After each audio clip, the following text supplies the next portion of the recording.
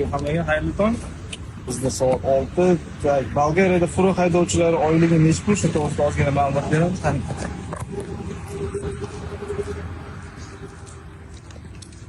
Доброе утро, господин Горчик.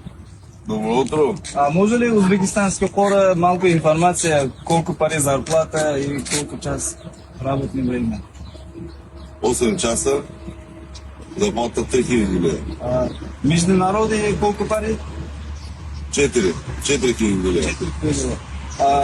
Hozir bu yoqda logistik firmani oyligi 3000 lira, ya'ni dollarda 1,5 ming dollar bo'ladi. Международный, ya'ni xalqaro haydovchilarning oyligi 4000 lira.